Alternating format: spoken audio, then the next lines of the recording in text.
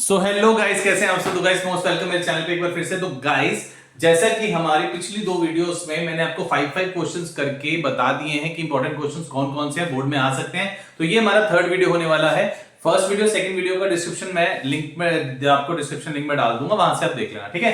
तो इस वीडियो का पहला क्वेश्चन होने वाला है, ये केपी है, इसका 9th term from the end निकालना है आपको। तो देखिए 9th term from the end का फॉर्मूला क्या होगा, याद रखना बच्चों। फॉर्मूला होता है L minus n minus 1 into D. 9th term from the end of the AP का ये फॉर्मूला होता है, आपको ये याद रखना है, ठीक है। सो यहां पे L की वैल्यू कितनी आ गई बच्चों, 185। n की वैल्यू कितनी है, देखो यहां पे 9th टर्म बोली हुई है, तो n हो गया 9 माइनस 1 और d कितना हो जाएगा, 9 में से 5 माइनस करो तो d हो गया 4, ठीक है। तो ये आपका आ गया 185 minus 8 into 4। So 185 minus 32, your answer will be 153. Got it? Easy था, नोट करें फटाफट, फिर सेकंड क्वेश्चन करेंगे। तो गाइज ये रहा हमारा सेकंड क्वेश्चन। बहुत इंपॉर्टेंट क्वेश्चन है बच्चों, आप लोग इससे कंफ्यूज नहीं होना, मैं आपको बताता हूं, बहुत इजी मेथड है। देखो एपी का ही क्वेश्चन है, आपको मिडिल टर्म कैलकुलेट करनी है, ठीक है। मिडिल टर्म की वैल्यू कैलकुलेट करनी है। तो सबसे पहले देखिए ये हमारा 213 205 197 कंटिन्यू टिल 37 ये हमारा एपी हो गया, ठीक है। तो ए की वैल्यू यहां पे 213 हो गई, डी कैसे आएगा, दिस माइनस दिस जो कि आ गया -8 और एएनएथ यानी कि लास्ट टर्म की वैल्यू हमारे को 37 दी हुई है, ठीक है बच्चों। अब यहां से मैं एएनएथ वाला फॉर्मूला लगा दूं, a plus n minus 1 into D, ठीक है। तो देखो यहां पे हो गया ये 37, a की वैल्यू होगी 213 प्लस n माइनस 1 और ये हो गया -8, ठीक है बच्चों। अब ये 213 यहां पे आके 37 में से माइनस हो जाएगा, तो ये आपका आ जाएगा -176, ठीक है। और हमारे पास बच गया -8 n माइनस 1, ठीक है। अब यहां से अगर हम n कैलकुलेट करें तो इस 8 को हम यहां पे नीचे लेके आ जाते हैं इसके डिनोमिनेटर में, ठीक है बच्चों। तो ये हमारा n यहां पे n माइनस 1 इक्वल टू 22, तो this will get n equal to 23। Okay guys, so इस तरीके से we are getting the value of n as 23. now what it is asking, वो कह रहा है मिडिल टर्म आपको निकालना है। तो फॉर द मिडिल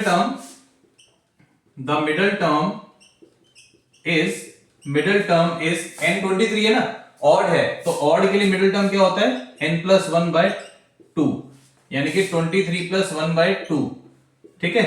तो ये आपका 24/2 यानी कि 12th टर्म हो गई। तो बेसिकली यहां पे जो मिडिल टर्म की बात कर रहा है उसका मतलब यह है कि 12th टर्म की वैल्यू कैलकुलेट करनी है। तो 12th टर्म की वैल्यू कैसे कैलकुलेट होती है बेटा, एपी में a प्लस 11d। तो a की वैल्यू कितनी है बच्चों, यहां पे देखो 213 और d कितना था -8, दैट इज 213 माइनस 88।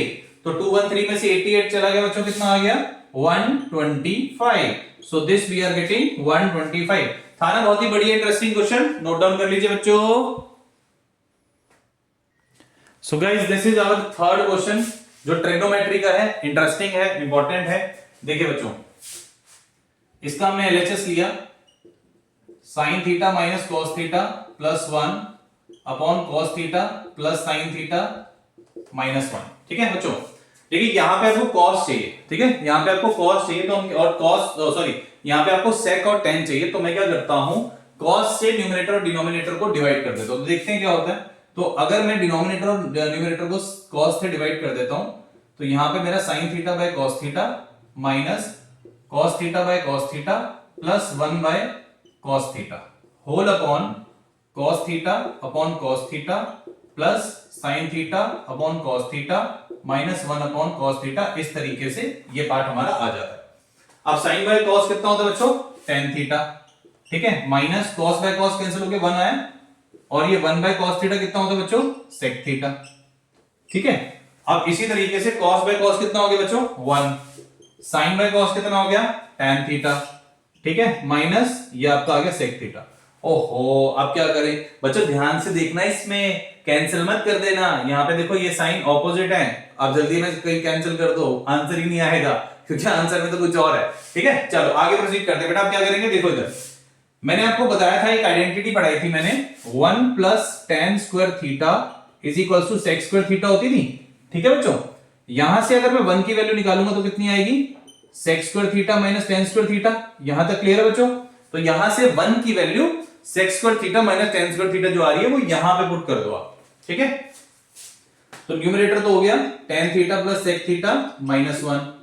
अब यहां पे मैं पुट कर रहा हूं sec square theta minus tan square theta, और यहां पे आ जाएगा plus tan theta minus sec theta, ठीक है। क्लियर बच्चों, समझ में आ रहा है ना। अब देखो यहां पे बचा हमारे पास tan theta plus sec theta minus 1 whole upon, अब यहां पे इसको a square minus b square को मैं लिख सकता हूं a plus b a minus b, that is sec theta plus tan theta और sec theta minus tan theta, ठीक है, और ब्रैकेट में plus tan theta minus sec theta, ठीक है। यहां तक क्लियर है, ठीक है। अब देखो आगे नेक्स्ट स्टेप हम क्या करने वाले हैं, tan theta plus sec theta minus 1, और इस पूरे में से ना मैं sec theta minus tan theta common ले लेता हूं। sec theta minus tan theta मैंने कॉमन ले लिया। अगर मैंने ये कॉमन ले लिया तो देखो ये वाला पार्ट तो बाहर जा चुका है, ठीक है, और यहां पे कितना रह जाएगा, माइनस का 1 कॉमन अगर हम लेते हैं तो देखो अभी बता रहा हूं, यहां से अगर देखो तो क्या बचा, sec theta plus tan theta, ठीक है, और यहां पे क्योंकि हमने sec theta minus tan theta common लिया तो यहां से माइनस 1 रह जाएगा, ठीक है। तो ये हमारा माइनस 1 ये रहा। अब देखो ये वाला पार्ट और ये वाला पार्ट सेम आ रहा है, इसको बस कैंसिल कर दो, यहां 1 बचा, तो 1 by sec theta minus tan theta which is equals to RHS, LHS equals to RHS, hence prove, ठीक है। बढ़िया लगा क्वेश्चन, मजा आया, नोट करो। सो गाइस ये एक ऐसा टॉपिक है जिसपे आप शायद ध्यान दो ना और दिया भी नहीं होगा, है ना, तो इसलिए मैंने इस क्वेश्चन को डाल दिया। देखिए ये हमारे को क्लासेस दी हुई हैं 10 to 25 और 25 to 35, इसका आपको क्लास मार्क निकालना है। क्लास मार्क पे बहुत सारे बच्चे हो आप लोग ध्यान नहीं देते हो और गलतियां भी करते हो, ठीक है। तो देखो ध्यान से, बहुत इजी है। अब देखो क्लास मार्क ऑफ 10 to 25 कैसे कैलकुलेट होता है, बहुत आसान है बच्चों, बहुत ज्यादा आसान। देखो इन दोनों को आपने ऐड करना है और सिर्फ 2 से डिवाइड कर देना है, तो ये आपका 35/2 आ गया, दैट इज 17.5, सिंपल, ठीक है। अब उसके बाद class mark of 35 to 55, 35 to 55 की अगर हम बात करें तो ये आपका आ गया 35 प्लस 55/2, दैट इज 90/2, और ये आपका आ गया 45, है ना। आप लोगों ने ध्यान नहीं दिया था ना क्लास मार्क के क्वेश्चन पे, चलो रिवाइज हो गया, इसको नोट कर लो बेटा। सो गाइस ये तो देखो बहुत आसान क्वेश्चन है, बहुत ही ज्यादा आसान क्वेश्चन है, फटाफट इसको कंप्लीट करते हैं। देखिए ये बोल रहा है मॉडल क्लास कौन सी होगी, इसमें से मॉडल क्लास कौन सी होगी। सिंपल सा है, मॉडल क्लास मतलब मोड, मोड का मतलब जिसकी हाई फ्रीक्वेंसी है। तो सबसे ज्यादा फ्रीक्वेंसी देखो किसकी है, सबसे ज्यादा फ्रीक्वेंसी किसकी है, 65। तो 65 के ऊपर जो है ये मॉडल क्लास होगा। सर आपने इतने इजी क्वेश्चन क्यों सिलेक्ट किया बेटा, आप लोगों के लिए, आप लोग पता क्या करते हो पेपर में, आप लोग देखते हो सबसे ज्यादा फ्रीक्वेंसी किसकी है, 65, तो आंसर आप लिख के आ जाते हो 65। बेटा क्वेश्चन देखो, क्वेश्चन क्या पूछा है, क्वेश्चन पूछा है मॉडल क्लास, तो 65 की मॉडल क्लास क्या होगा, 65 आंसर नहीं लिखना, उसका मॉडल क्लास का आंसर क्या होगा, 30 to 40, ठीक है। आई होप सो आपको इंटरेस्टिंग क्वेश्चन, ये 5 क्वेश्चन इंटरेस्टिंग लगे होंगे।